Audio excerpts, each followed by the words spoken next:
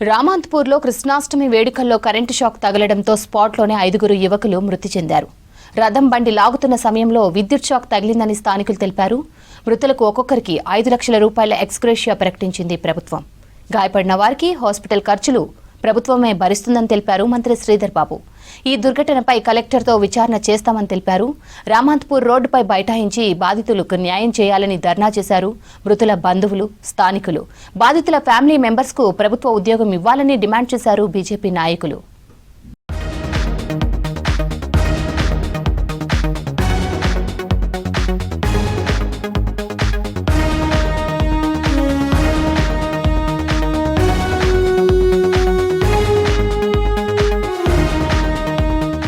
హైదరాబాద్ రామంతాపూర్లోని గోఖలే నగర్లో ఘోర ప్రమాదం జరిగింది. స్థానిక యాదవ సంఘం ఫంక్షన్ హాల్ దగ్గర రాత్రి జరిగిన కృష్ణాష్టమి శోభాయాత్రలో రథం బండికి విద్యుత్ తీగలు తాకి కరెంట్ షాక్తో 5 మృతి చెందారు. ప్రమాదంలో తీవ్రంగా గాయపడిన మరో 3కి హాస్పిటల్కు తరలించి ట్రీట్మెంట్ అందించారు స్థానికులు.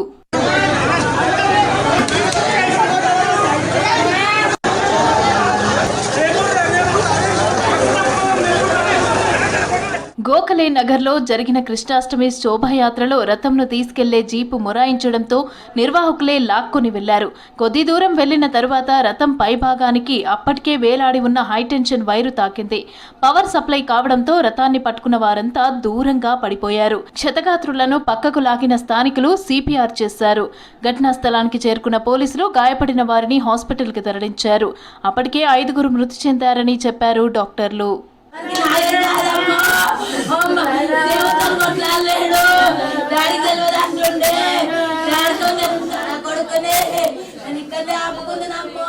మరో వ్యక్తి పరిస్థితి విషమంగా ఉండటంతో గాంధీ హాస్పిటల్కి తరలించారు పోలీసులు. మరో 2ని ఏడీఆర్ఎం హాస్పిటల్లో చికిత్స చేశారు డాక్టర్లు. అనంతరం వారిని డిశ్చార్జ్ చేశారు.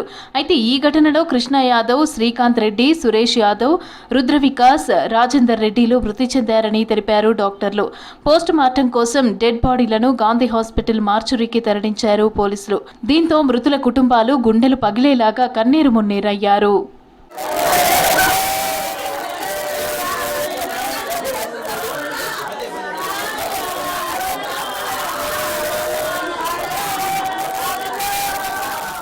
రామాంతాపూర్ కృష్ణాష్టమి వేడుకల్లో చనిపోయిన వారి కుటుంబాల్లో తీవ్ర విషాదం నెలకొంది. ఈ ప్రమాదంలో చనిపోయిన వారంతా 35 ఏళ్ల లోపు వారే ఉండటంతో వారి కుటుంబాల్లో విషాదం నెలకొంది.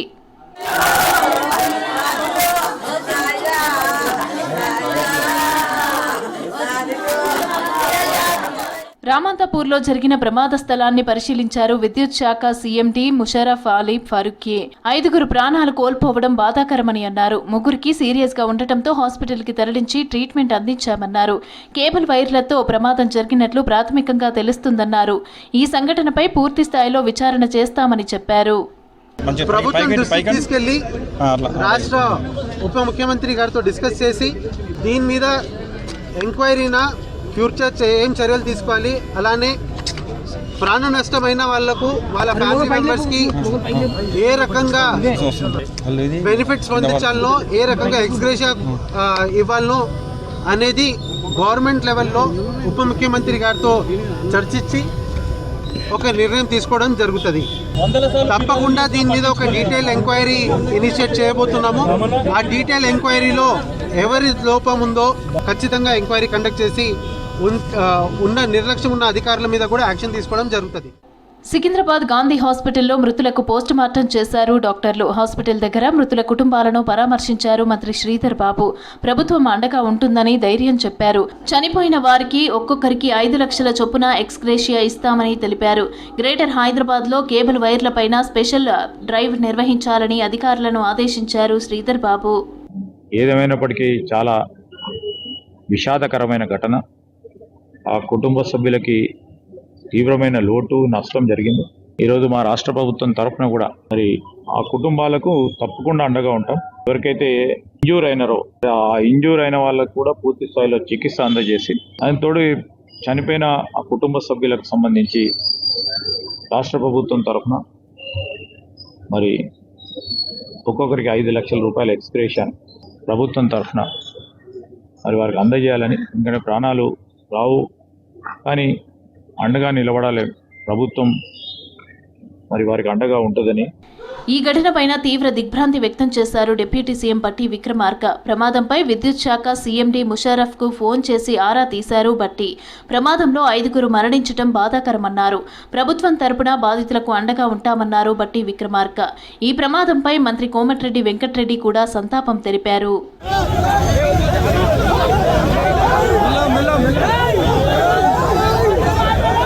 రామంతాపూర్లో బాధితుల కుటుంబీకులు ఆందోళన చేశారు. బాధిత కుటుంబాలకు న్యాయం చేయాలని విద్యుత్ శాఖ అధికారులను నిలదీశారు బస్తీ వాసులు.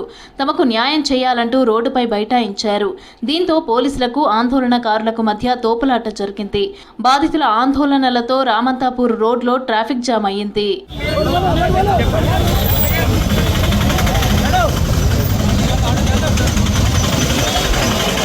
రామంతాపూర్ గోఖలే కాలనీలో ప్రమాదం జరిగినప్పుడు 10 మంది పోలీసులు అక్కడే ఉన్నారన్నారు మల్కాజ్గిరి ఏసీపీ చక్రపాణి. యాదవ సంఘం ఆధ్వర్యంలో శ్రీకృష్ణ శోభాయాత్ర ముగిసిన తరువాత రాత్రి 11 గంటల సమయంలో ప్రమాదం జరిగిందని చెప్పారు. ఈ ఘటనపై దర్యాప్తు చేస్తున్నామని తెలిపారు ఏసీపీ చక్రపాణి. సంఘటన దాదాపుగా 11-11:30 మధ్యలో జరిగింది. ఇది జరగగానే ఇమీడియట్గా పోలీసు వాళ్ళు అక్కడనే పక్కనే ఉన్నారు. అందరినీ మళ్ళీ ఇమీడియట్గా వివిధ వెహికల్స్లో తీసుకొని దగ్గరలో ఉన్న మ్యాట్రిక్స్ హాస్పిటల్ దగ్గరలో ఉంటుంది రామంతపూర్కి షిఫ్ట్ చేయడం జరిగింది. డాక్టర్స్ ఇమీడియట్గా డాక్టర్స్ పిలిపించేసి అందరినీ చెక్ చేయించాము. ఇంజూర్డ్ అయిన వాళ్ళని లైఫ్ సేవ్ చేయాలి కాబట్టి ఇమీడియట్గా వాళ్ళని మళ్ళీ యశోద హాస్పిటల్ ఒకరిని తర్వాత అపోలో హాస్పిటల్ కూడా షిఫ్ట్ చేయడం జరిగింది. మిగతా వాళ్ళని చెక్ చేసి వాళ్ళు అప్పటికే చనిపోయారని చెప్పారు. వాళ్ళ బంధువులకు ఇంటిమేషన్ ఇచ్చేసి ఇమీడియట్గా వాళ్ళు చూసిన తర్వాత మనకు పోస్ట్ మార్టం అవుతుంది. గాంధీ హాస్పిటల్కు నైటే షిఫ్ట్ చేయడం. ఎర్లీ మార్నింగ్ 4 అయింది. అందరినీ షిఫ్ట్ చేసే వరకు షిఫ్ట్ చేసి ప్రభుత్వం అధికారుల నిర్లక్ష్యంతోనే రామంతాపూర్ ఘటనలో 5 మరణించారని ఫైర్ అయ్యారు బీజేపీ స్టేట్ చీఫ్ రామచంద్రరావు. బాధిత కుటుంబాలకు ప్రభుత్వ ఉద్యోగంతో పాటు 50 లక్షల రూపాయల ఎక్స్గ్రేషియా ఇవ్వాలని డిమాండ్ చేశారు. బీజేపీ నేతలతో కలిసి రామంతాపూర్ ఘటన బాధిత కుటుంబాలను పరామర్శించారు రామచంద్రరావు. వచ్చే వినాయక చవితికైనా అధికారులు జాగ్రత్తలు తీసుకుని ప్రమాదాలు జరగకుండా చూడాలన్నారు. ప్రభుత్వం నిర్లక్ష్యం ఉంది కాబట్టి కాంపన్సేషన్ కూడా ఏదో 5 లక్షలు ఇచ్చి సరిపోతుంది కాదు, కనీసం మినిమం 50 లక్షలు ఇవ్వాలి కదా. వారి నిర్లక్ష్యం వలన అబ్బాయి చనిపోయారు కాబట్టి యంగ్స్టర్స్ కాబట్టి వాళ్ళ ఇంట్లో ఒక ఉద్యోగాలు కూడా ఇవ్వాలి. ఎందుకంటే అందరూ కూడా యంగ్స్టర్స్, వాళ్ళ మీద కుటుంబం ఆధారం ఉన్నటువంటి ఒక ఫ్యామిలీకి అయితే ఒకటే కొడుకు పాపం. కరెంటు షాక్ ఘటనపై హైదరాబాద్ కలెక్టర్ ఆధ్వర్యంలో విచారణ చేయిస్తోంది ప్రభుత్వం. రిపోర్టు వచ్చాక బాధ్యులపై చర్యలు తీసుకుంటామని హామీ ఇచ్చారు మంత్రులు.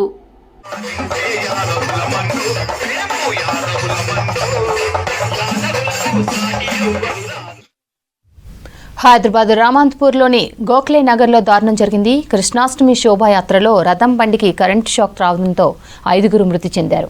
తీవ్రంగా గాయపడిన మరో 3కి హాస్పిటల్కు తరలించి ట్రీట్మెంట్ అందించారు స్థానికులు. అయితే కాలనీల్లో ఇంటర్నెట్ వైర్లు అధికంగా ఉన్నాయంటున్నారు స్థానికులు. ఇదే అంశానికి సంబంధించి మరింత సమాచారం రామ్ ప్రసాద్ అందిస్తారు.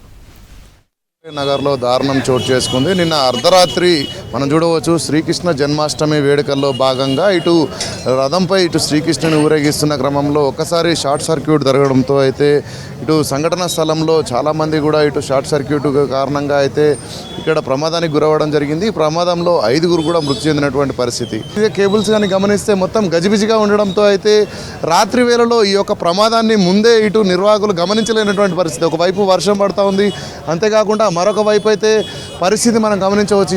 చెట్లలో ఉన్నటువంటి వైర్లు, అంతేకాకుండా పక్కనే ఇటీవలనే ఈ యొక్క 11 kVకి సంబంధించినటువంటి ప్రత్యేక పోల్ను కూడా ఏర్పాటు చేయడం జరిగింది. ఇక్కడ మనం గమనిస్తే ఈ పోల్కు ఇటు డైవర్షన్స్ కూడా మనం గమనించవచ్చు. డైవర్షన్స్ ఉన్న క్రమంలోనే ఈ డైవర్షన్స్ వస్తున్నటువంటి ఏదైతే లింక్స్ ఉన్నాయో వీటికి సందనే కింది భాగంలోనే ఇటు నెట్ కేబుల్స్ ఉండడంతో రాత్రి వేళ కురిసినటువంటి వర్షంతో అయితే వైర్లు టచ్ అవ్వడం కారణంగా ఇటు విద్యుత్ సప్లై అనేది రావడం జరిగింది. విద్యుత్ సప్లై రావడంతో అయితే ఒక్కసారిగా ఈ ప్రమాదం చోటు చేసుకున్నట్లు మనకు తెలుస్తూ ఉంది. ఈ ప్రమాదం జరిగిన సందర్భంలో ఇక్కడ స్థానిక ప్రజలందరూ కూడా వచ్చినప్పటికీ ఇటు విద్యుత్ వైర్లు ఉన్న క్రమంలో ఎవరు కూడా సహాయం అందించలేనటువంటి పరిస్థితి ఉందని అయితే స్థానికులు చెప్తా ఉన్నారు. మనతో కొంతమంది స్థానికులు మాట్లాడుతున్నారు. అది ఏ సమయంలో ఈ యొక్క ప్రమాదం జరిగింది, అప్పుడు పరిస్థితి ఏ విధంగా ఉంది? రాత్రి 7 గంటలకు ఊరేగింపు స్టార్ట్ అయిందండి. ఊరేగింపు స్టార్ట్ అయ్యి లాస్ట్ చివరి స్టేజ్కి వచ్చింది. ఒక 10 నిమిషాలు అయితే క్లోజ్ అవుతుండండి. రాత్రి 12:22 ఇన్సిడెంట్ జరిగిందండి. 12:22 జస్ట్ వెహికల్ ఏదైతే లాగుతున్న వెహికల్ జీప్ ఏదైతే ఉందో కొంచెం ట్రబుల్ ఇచ్చింది. ట్రబుల్ ఇచ్చినాక అందరూ పట్టుకొని తోస్తున్న క్రమంలో ఆ 11 kV వైర్కు కింద ఇంటర్నెట్ వైర్ మొత్తం చుట్టూ ఇట్లా వేలాడబడింది.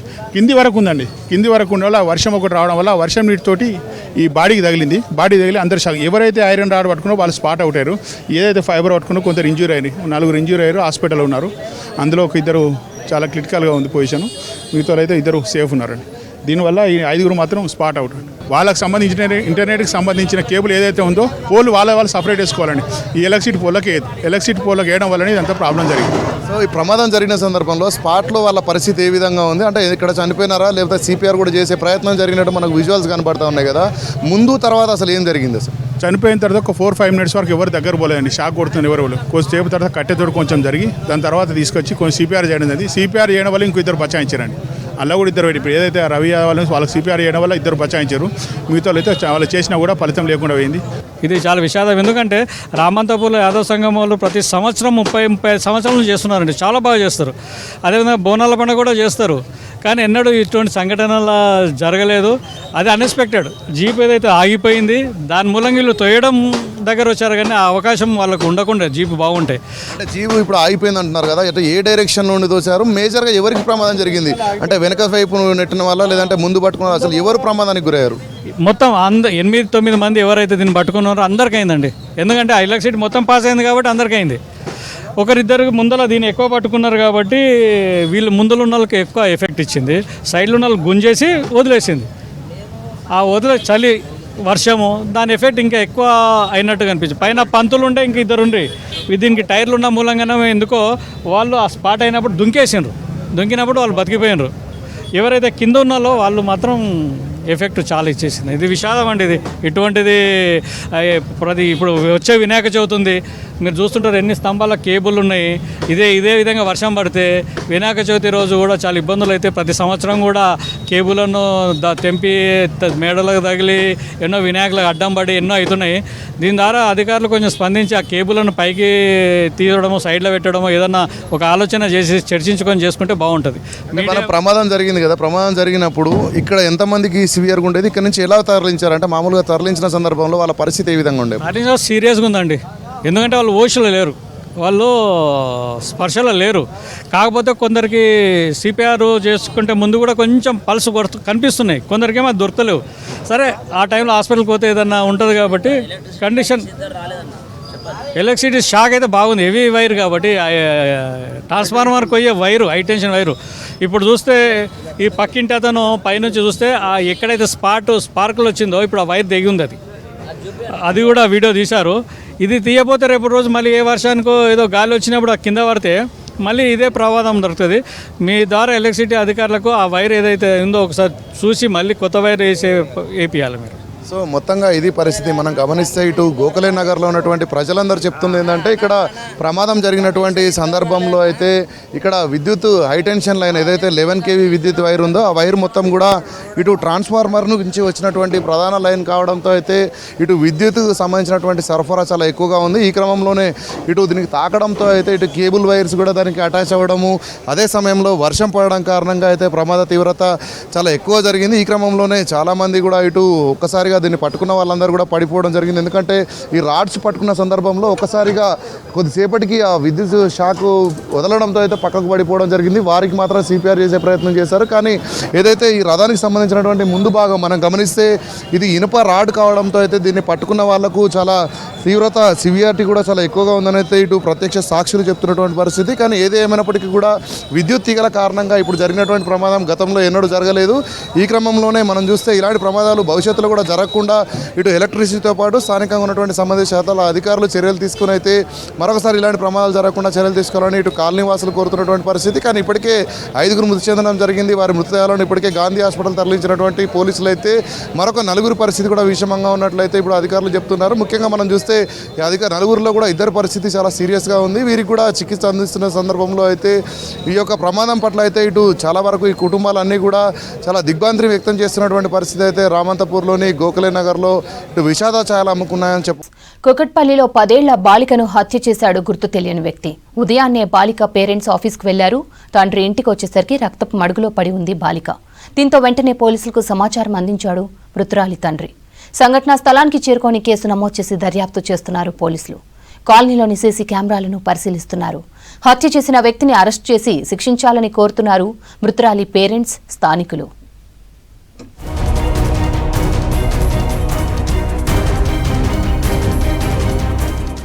హైదరాబాద్ కూకట్పల్లి సందీప్ నగర్ లో బాలిక హత్య కలకలం రేపింది. పేరెంట్స్ ఇంట్లో లేని సమయంలో బాలికను దారుణంగా హత్య చేశారు గుర్తు తెలియని వ్యక్తులు. ఈ మర్డర్ పై అనేక అనుమానాలు వ్యక్తమవుతున్నాయి. ఈ ఘటనపై కేసు నమోదు చేసి దర్యాప్తు చేస్తున్నారు పోలీసులు.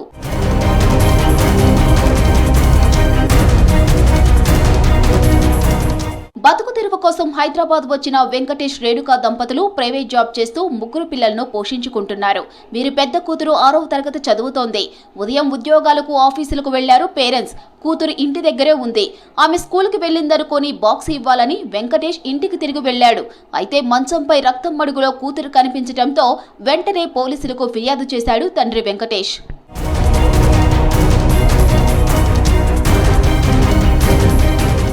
ఘటనా స్థలాన్ని పరిశీలించిన పోలీసులు బాలిక డెడ్ బాడీపై కత్తిఘాట్లు గుర్తించారు. మృతదేహాన్ని పోస్టుమార్టం కోసం సికింద్రాబాద్ గాంధీ హాస్పిటల్కు తరలించారు.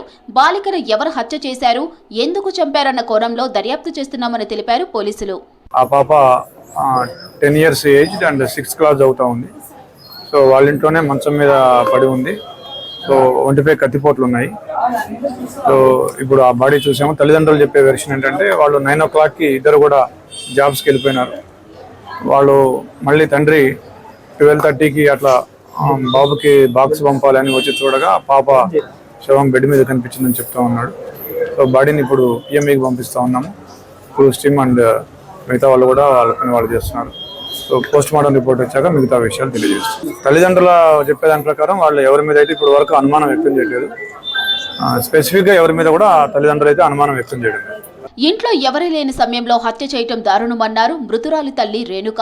పిల్లలను ఇంట్లో వదిలి పేరెంట్స్ ఆఫీస్కు వెళితే వారికి రక్షణ లేదా అని ప్రశ్నించారు. ఇలాంటి హత్య ఘటనలు జరగకుండా చర్యలు తీసుకోవాలని కోరారు మృతురాలి తల్లి రేణుక. కత్తితో పొడవడం, వెనకాల పొడవడం చేయడానికి గల రీజన్ ఏంటి? ఎందుకు చేశారు? దేనికోసం చేసిండు?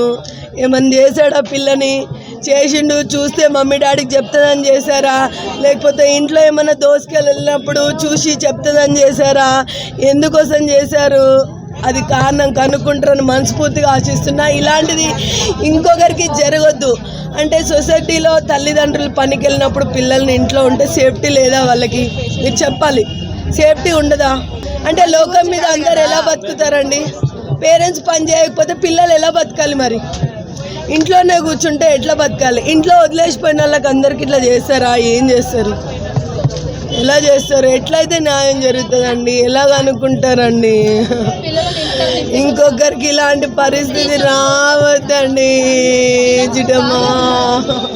హత్య జరిగిన ఏరియాలో అనుమానాస్పదంగా తిరుగుతున్న ఓ యువకుడి దృశ్యాలు సీసీ కెమెరాల్లో రికార్డయ్యాయి. అతని కోసం వెతుకుతున్నారు పోలీసులు.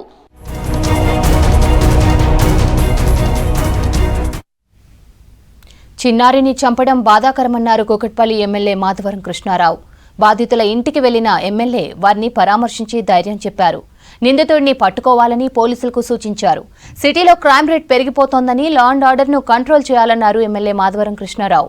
బాలిక తల్లిదండ్రులకు ఎవరితోనూ గొడవలు లేవన్నారు ఇంటి ఓనర్ రమేష్. ఘటన జరిగినప్పుడు తాము ఇంట్లో లేమన్నారు. నిందితుడిని అరెస్టు చేసి శిక్షించాలని కోరారు.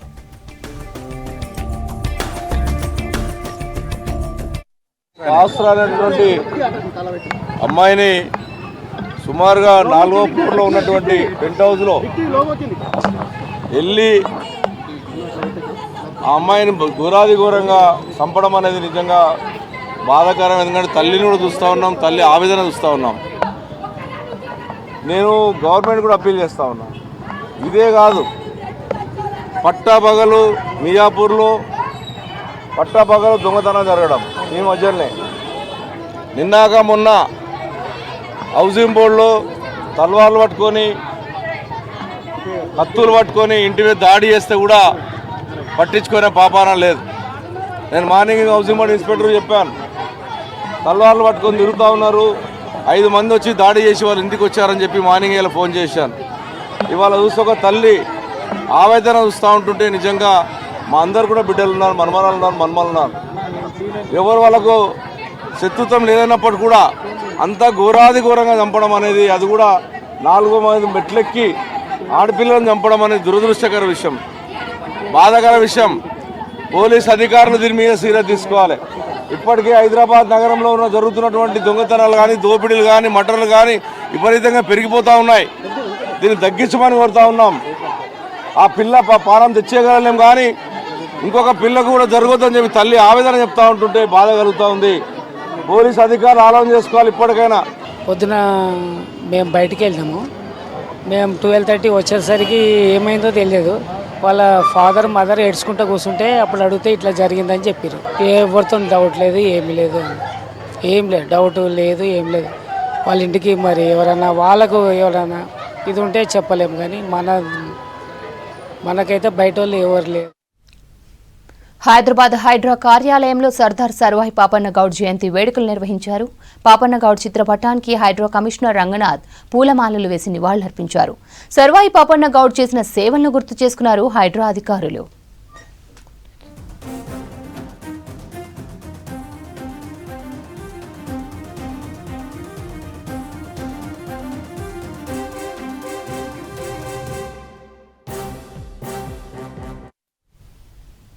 విద్యార్థి దశ నుంచి ఉద్యోగ దశకు ఎదిగిన అందరికీ శుభాకాంక్షలు తెలిపారు SRM university engineering college chairman Narasimha Reddy. Quthbullapur మైసమ్మగూడలో ఎస్ఆర్ఎం ఇంజనీరింగ్ కాలేజ్ 15వ గ్రాడ్యుయేషన్ డే ఘనంగా నిర్వహించారు. ఈ కార్యక్రమానికి ముఖ్య అతిథులుగా college chairman Narasimha Reddy, Mind Bean India founder రఘుతో పాటు ఉపాధ్యాయులు, విద్యార్థులు పాల్గొన్నారు. డిగ్రీ కోర్సులు పూర్తి చేసిన గ్రాడ్యుయేట్లకు పట్టాలు అందజేశారు అధ్యాపకులు.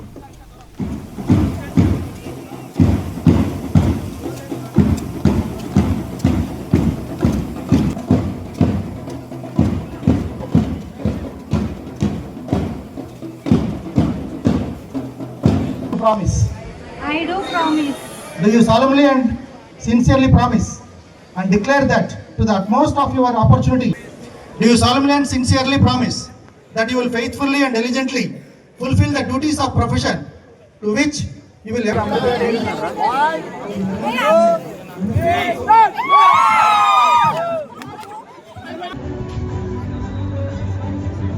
Dear students, your photo of awarding degree, both soft copy and hard copies of the event. Kumar. Once again. Okay.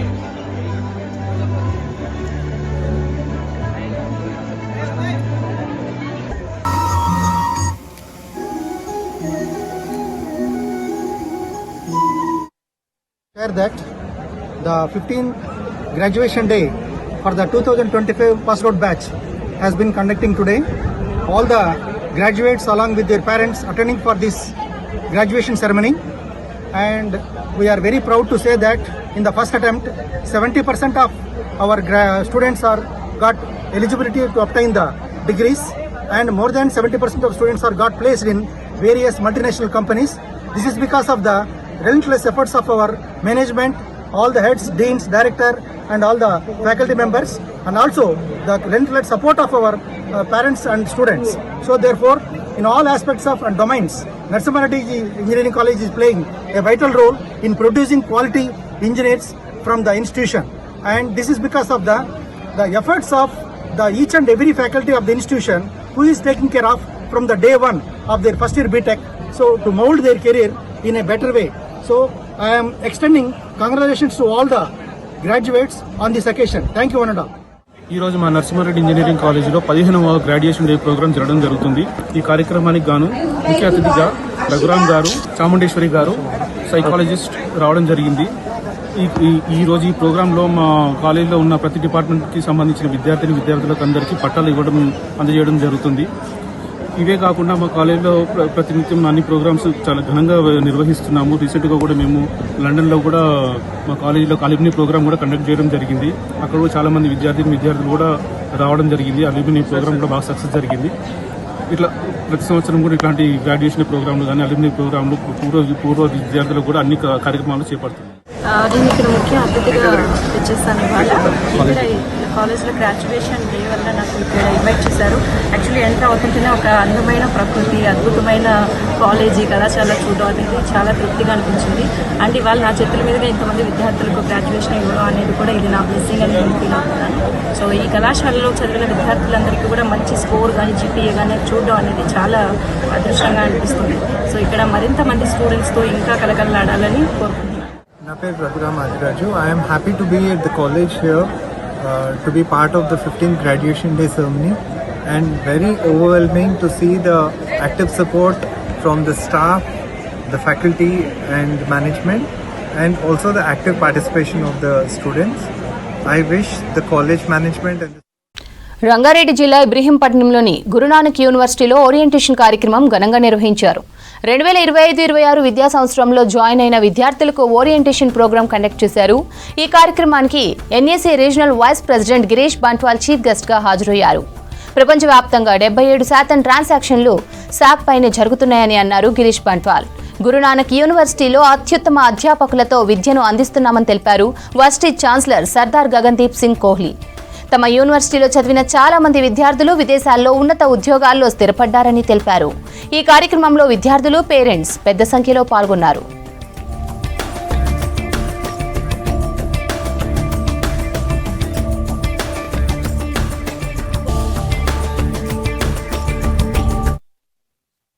It was the second orientation program at Guru Nanak University.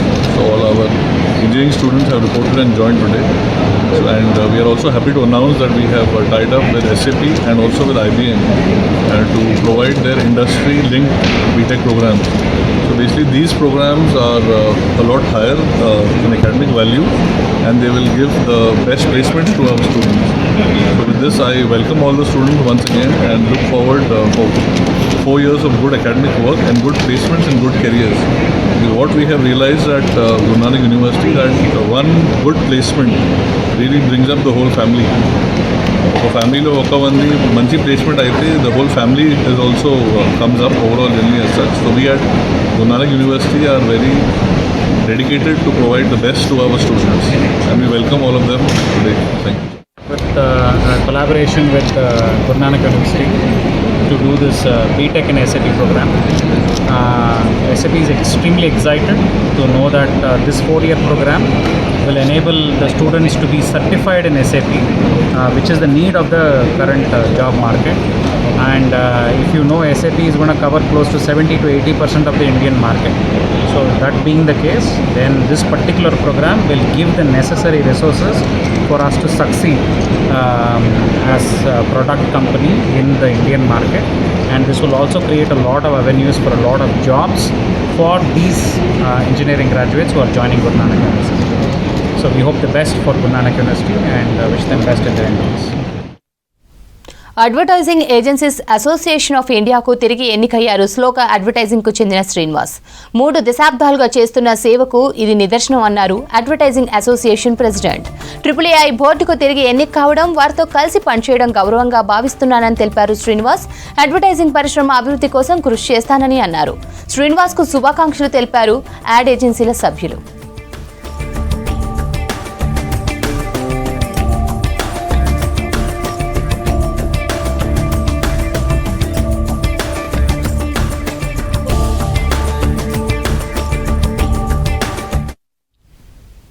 Ameerpet Maitrivanam పరిసర ప్రాంతాల్లో పర్యటించారు Hydraa commissioner Ranganath.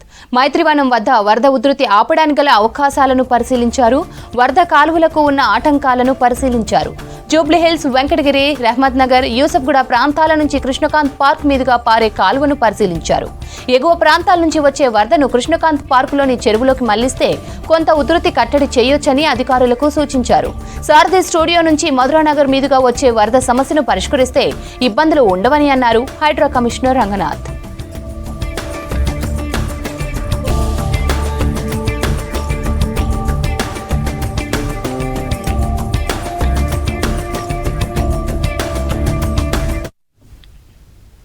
రాష్ట్రానికి మరో 3 రోజులు వర్ష సూచన చేసింది వాతావరణ శాఖ. వాయువ్య బంగాళాఖాతంలో కొనసాగుతున్న అల్పపీడనం తీవ్ర అల్పపీడనంగా మారింది. రానున్న 12 గంటల్లో వాయుగుండంగా మారే అవకాశం ఉందని తెలిపారు వెదర్ ఆఫీసర్లు. భారీ నుంచి అత్యంత భారీ వర్షాలు కురుస్తాయని సూచించారు వెదర్ ఆఫీసర్స్. మనకి రానున్న 24 గంటల్లో తీవ్ర అల్పపీడనం ఏదైతే ఉందో ఒక వాయుగుండంగా కూడా ఇది ఇంటెన్సిటీ పెరిగే ఛాన్సెస్ కనిపిస్తున్నాయి. అంటే సిస్టమ్ ఇంకా వెల్ ఆర్గనైజ్డ్గా అయ్యే ఛాన్సెస్ ఉన్నందున ఈరోజు తెలంగాణ ప్రాంతం మీదకి ఆ టిల్ట్ ఉండటం వల్ల మనకు వర్షపాతం ఎక్కువగా ఉంది. రేపు నుంచి మనకి దక్షిణ జిల్లాలు, సెంట్రల్ జిల్లాల్లో విడిపి ఉండే అవకాశం ఉంది. కానీ కొంతమేరకు ఉత్తర జిల్లాల్లో దీని ప్రభావం ఉండి ఉమ్మడి ఆదిలాబాద్ జిల్లాలకు ఎక్కువగా ప్రభావం కనిపిస్తుంది. జిహెచ్ఎంసీ అధికారులకు అట్లాగే సోషల్ మీడియా ద్వారా, ట్విట్టర్ అవ్వచ్చు, వాట్సాప్ ద్వారా అవ్వచ్చు, ఇంకా ఫేస్బుక్ ద్వారా, అన్ని విధాలుగా కూడా మీడియా ద్వారా కూడా ఇన్ఫర్మేషన్ ఎప్పటికప్పుడు చేంజెస్ అవి కూడా అప్డేట్ చేస్తున్నాం. గడిచిన 24 గంటల్లోని తెలంగాణ రాష్ట్రంలో సిద్దిపేట్, మెదక్, కామారెడ్డి ప్రాంతాల్లోని ఎక్స్ట్రీమ్లీ హెవీ రెయిన్ఫాల్స్ 23, 22, 21 సెంటీమీటర్స్ వరకు కూడా నమోదవటం జరిగింది. అట్లాగే చూసుకుంటే 12 స్టేషన్స్లోని పలు జిల్లాల్లో, ఉత్తర జిల్లాలు, పశ్చిమ జిల్లాలు, తూర్పు జిల్లాలు కలిపి మనకి ఏవైతే ఉన్నాయో ఈ సిద్దిపేట కానీ, జనగాం, యాదాద్రి భువనగిరి, అట్లాగే ఈ సంగారెడ్డి, మెదక్, కామారెడ్డి ప్రాంతాల్లోని 11 చోట్ల very heavy rainfall greater than 12 centimetres. అట్లాగే మనకు హెవీ రెయిన్ఫాల్స్ 26 చోట్ల కూడా నమోదవటం జరిగింది. మూల్గు ఆ ప్రాంతాల్లోని ఈ వర్షపాతం అది మొదలయ్యింది. యాక్చువల్లీ ఇప్పుడు సినాప్టిక్ ఫీచర్స్ అవి చూసుకుంటే కనుక ఈ ఉదయం ఉన్నటువంటి సినాప్టిక్ ఫీచర్స్ ప్రకారంగా మనకు ఈ లో ప్రెషర్ ఏరియా ఏదైతే ఉందో అది ఈరోజు ఉదయం మనకి తీవ్ర అల్పపీడనంగా కూడా అది ఇంటెన్సిటీ పెరగటం జరిగింది. West central Bay of Bengal మరియు ఉత్తర కోస్టల్ ఆంధ్రప్రదేశ్, దక్షిణ ఒడిశా ప్రాంతాల్లోనే దాని అనుబంధంగా ఉన్నటువంటి ఉపరితల ఆవర్తనం 9.6 కిలోమీటర్స్ వద్ద కేంద్రీకృతం అయ్యింది. ఇంకొకటి ద్రోణి ఏదైతే ఉందో మనకి అరేబియా సముద్రంలో ఉన్నటువంటి ఉపరితల ఆవర్తనం నుండి విదర్భ మీద ఉన్నటువంటి ఉపరితల ఆవర్తనం మీదుగా బే ఆఫ్ బెంగాల్ ఉపరితల ఆవర్తనం వరకు కూడా చేరటం చూసాము. సో వీటి యొక్క ప్రభావం వల్ల తెలంగాణలో రాగల 24 గంటలు కూడా ఇట్లాంటి సిచ్యువేషన్ మూల్గు, తూర్పు ఈశాన్య జిల్లాలు, ఉత్తర జిల్లాలు, కొంత మేరకు వెస్టర్లీ ఫ్లో కూడా స్ట్రాంగ్గా ఉండటం వల్ల మనకు పశ్చిమ జిల్లాల్లో కూడా దీని ప్రభావం కనిపించే అవకాశం ఉంది. సో ఉదయం నుంచి కూడా చూసుకుంటే మనకి ఆల్రెడీ ఈ ఎకోస్ అవి కూడా రాడార్ పిక్చర్లో చూడటం జరిగింది. శాటిలైట్ పిక్చర్ కూడా ఇంటెన్సిటీ ఎక్కువగా ఉంది. మూల్గు ఆ ప్రాంతాల్లోని ఆల్రెడీ రెడ్ వార్నింగ్స్ అవి జారీ చేయటం జరిగింది.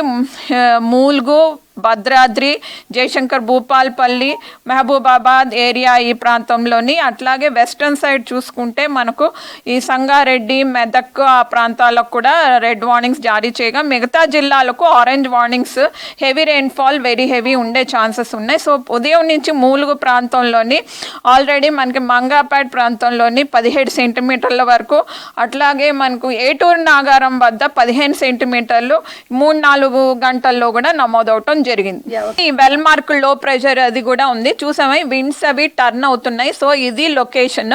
సో ఈ విండ్స్ అవి స్ట్రాంగ్ గా ఉన్నాయి. అట్లాగే చూసుకుంటే మనకి దీని మూవ్మెంట్ ఈ బ్లూ కలర్ ఏరియా మీదుగా కదిలే అవకాశాలు ఉన్నందున మనకు ఈ మనకు ఈ ప్రాంతం అంతటా కూడా మనకు ఈ కన్వర్జెన్స్ ఏరియా అంతా కూడా కొంచెం మూలుగు ప్రాంతంలో ఉండటం వల్ల ఈ ఈస్టర్న్ సెక్టర్ ఏదైతే ఉందో తెలంగాణ ప్రాంతం, అట్లాగే మనకి సెంట్రల్ డిస్ట్రిక్ట్స్ ఏవైతే ఉన్నాయో హైదరాబాద్ అబో డిస్ట్రిక్ట్స్, వెస్టర్న్ డిస్ట్రిక్ట్స్ అయినటువంటి సంగారెడ్డి, కామారెడ్డి, మెదక్, ఈ సిద్దిపేట ఏరియా అవి మళ్ళీ ఒకసారి ఈరోజు కూడా కొంత మేరకు ఎఫెక్ట్ అయ్యే అవకాశాలు ఉన్నాయి. ఉత్తర జిల్లాల్లో కూడా అలర్ట్ ఈరోజు ఆరెంజ్ వార్నింగ్ అవి ఇవ్వటం జరిగాము. ఎందుకంటే ఈ విదర్భ ప్రాంతంలో అప్పర్ ఎయిర్ సైసర్ ఉంది. అదేమన్నా కొంచెం రాత్రికి కదిలితే కూడా అక్కడ కూడా మనకి భారీ అయితే కురిసే అవకాశం ఉంది. హెవీ వెరీ హెవీ కూడా కొంత మేరకు ఛాన్స్ కనిపిస్తుంది. మేడ్చల్ జిల్లా కుకట్పల్లి ఏవీబీపురంలో నాలా ఆక్రమణలను తొలగించింది హైడ్రా. పరికి చెరువు నుంచి కుకట్పల్లి వెళ్లే నాలా వెడల్పు 10 మీటర్లు ఉండగా కబ్జాలతో 3 మీటర్లు అయిందని హైడ్రాకు ఫిర్యాదు చేశారు స్థానికులు. దీంతో నాలాపైన వెలిసిన 2 షట్టర్లు తొలగించారు.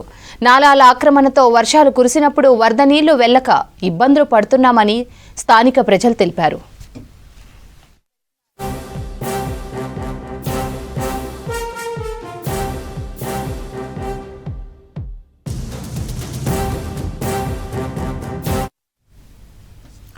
హెచ్సీఏ వ్యవహారంలో కేటీఆర్, అతని సోదరి కవిత కీలక పాత్ర పోషించారని చెప్పారు Telangana cricket association secretary Guruva Reddy.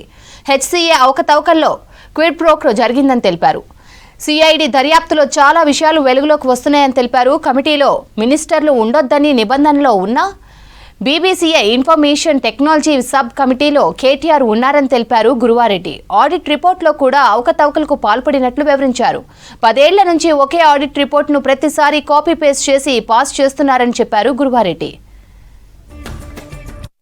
BCCI constitution వాళ్ళ మెంబర్లందరికీ కూడా సుప్రీంకోర్టు ఏం చెప్పిందనంటే ఖచ్చితంగా ప్రతి స్టేట్ అసోసియేషను వాళ్ళ కాన్స్టిట్యూషన్ కాపీ కొట్టాలి, అందులో ఉన్న రూల్స్ అన్నీ పాటించాలి అని చెప్పింది. బీసీసీఐ కాన్స్టిట్యూషన్కి సంబంధించిన ఏదైతే మేజర్గా మెంబర్షిప్ సంబంధించిన ఇష్యూ ఉన్నదో అందులో అసోసియేట్ మెంబర్ అనే క్లాజు వీళ్ళు హెచ్సిఏ వాళ్ళు పాటించకుండా 2018 నుంచి ఇప్పటి వరకు కూడా పబ్లిక్ని, ప్రజల్ని, క్లబ్లని, క్రికెటర్లందరినీ మోసం చేస్తున్నారు. బీసీసీఐ నుంచి వచ్చిన 100 కోట్ల రూపాయలు మాత్రం ఏ విధంగా కొట్టేస్తున్నారో ఇవాళ టన్నులు ఇన్ఫర్మేషన్ ఎవిడెన్స్ ఉన్నది. ఇది నేను తయారు చేసింది కాదు, లేకపోతే నాకు ఎవరో ఇచ్చింది కాదు. ఇది మొత్తం హైదరాబాద్ క్రికెట్ అసోసియేషన్ సంబంధించిన వీళ్ళ ఆడిట్ రిపోర్టుల నుంచి చెప్తాను నేను. పేబుల్స్కి సంబంధించిన పంచాయతీలలో అప్పుడు మంత్రి గారి సహాయం తీసుకొని వీళ్ళు క్విడ్ ప్రోకో పద్ధతిలో ఈయనకు ఐటీ బోర్డులో బీసీసీఐ బోర్డులో పెట్టుకున్నారు. బీసీసీఐ బోర్డులో పెట్టిన తర్వాత బెనిఫిట్ ఏంటంటే ఈ వచ్చే డబ్బులు, బీసీసీఐ వచ్చే డబ్బులు కానీ, ఐపీఎల్ టికెట్లే కానీ వీటికి సంబంధించింది eventsnow.com, ఇది నేను చెప్పాలి. ఆయన రాజ్ పాకాల వాళ్ళ బామ్మరిదే, ఆయన రాసిన ఉత్తరంలో ఏమన్నారంటే ఇగో నేను 2019లో eventsnow.com which I have been professionally associated or engaged exclusively for the 2019 IPL season